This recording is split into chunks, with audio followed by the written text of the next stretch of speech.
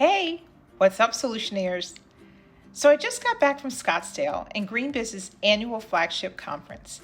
It was a sold-out 3-day affair with more than 2,000 sustainability professionals from a wide range of industries, from finance to reuse solutions, to tech companies, to investment firms, to tax-savvy CPAs. And here's 3 takeaways.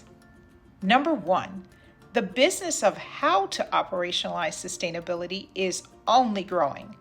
As people seek to understand and synthesize what it means to operationalize sustainability within all levels of their organizations, they are hungry for information on how to account for the complexities of implementing ESG goals, from emissions that they can control, like Scope 1 and 2, and emissions that remain elusive to account for, like Scope 3. Navigating the voluntary and involuntary rules can seem like a minefield. There were answers and rich discussions in a collegial environment. Number 2, reuse has become a reality. Over 100 attendees packed into a rain-soaked tent on a windy and cold Arizona afternoon at the Making Reuse a Reality session.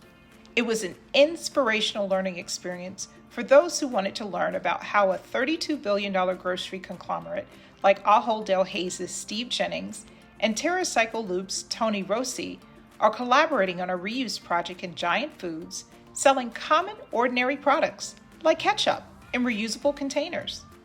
We also learned how Ellie Moss at Perpetual is rolling out reuse at the municipal level in 4 cities across the country, starting in Galveston, Texas.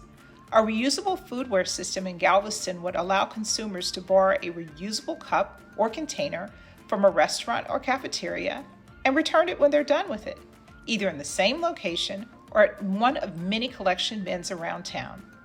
Businesses would pay a per-use fee comparable to disposables.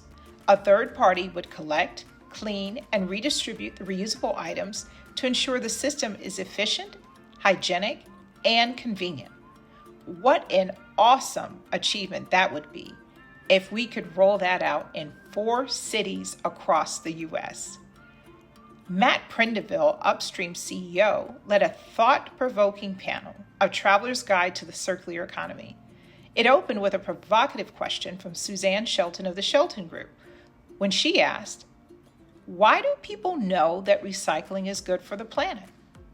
The answer was belted out by an audience member who assuredly shouted, "Because we've been telling them since 1978. And that opened a session on how marketing is key to all that we're trying to achieve in the reuse movement and beyond.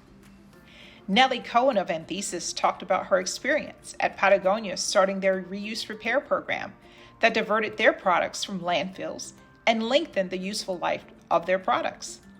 Jennifer DeBusson from Levi's is continuing the 150-year tradition of making lasting jeans through their second-hand repair shops and repair services. She spoke about how a brand new business model was formed out of the desire to make Levi's more sustainable, both as a brand and a product. She also emphasized how we shouldn't wash our jeans. I don't really know how I feel about that yet. And number 3, the reuse movement is grateful to organizations like GreenBiz. They are propelling the sustainability movement through their incredibly rich content and are leading the way to diversify the movement, as evidenced by their Emerging Leaders program, led by Brian Lewis, who elevates, cultivates, and supports the next generation of Black, Indigenous, and other leaders of color in the climate community. Thank you to GreenBiz for time well spent. See you at Circularity in June.